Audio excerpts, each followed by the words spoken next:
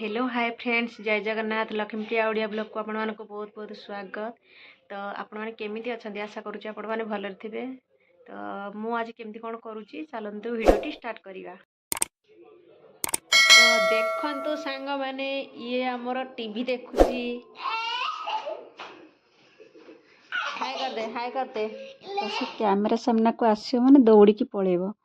तो देखंतु लुचि जाउची सेपटे। तो एठी मु चिकेन नहीं जाइछि आ भृषण पत्र एठी कटा जाइथिबा टमाटो आ पियाज भी काटिकी नहीं जाइछि। तो मुझे भृषण पत्र फुटे देली फास्ट तापर मु पियाज को छाड़ देली ताको लाइट ब्राउन हो पर्यंत ताको टिके चलेइबा। तो एठी मु चिकेन को डायरेक्ट छाड़ देबी।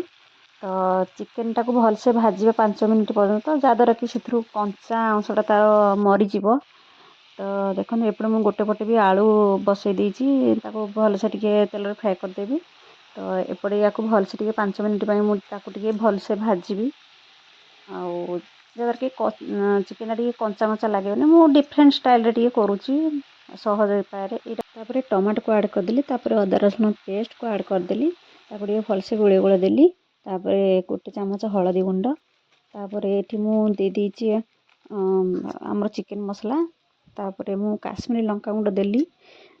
काश्मीरी लंका गुंड ये पकाई आम घर छोट पिला राग खाती तो से तो जीरा गुंड एठी मु धनिया गुंड पकई देइछि। धनिया को टिके मु कुटिकी नहीं जाइथिली ताकू मु ऐड कर देइछि ताकू भल से टिके गोळे नबा।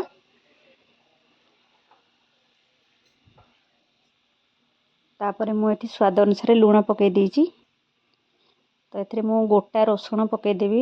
गोटा रसुण पकई द्वारा टिके भल टेस्ट आसता है। एथरे आपण कंचा लंका को ठिया चिरिकी पकई पारे मु पकईनी छोट छुआ खाए बोली। तो ये देखो मु ढांकुणी दे देइथिली ढांकुणी खोली देली। तो तापर मु कटा जाइथिबा आलू जो भाजिकी रखी मु ताकू ऐड कर देली ताकू मिक्स कर दवा भल से। तो आपण ए स्टाइल रे थरे बनातु चिकेन कहीं सहज उपाय रे बेसी कष्ट करिया पड़िबनी।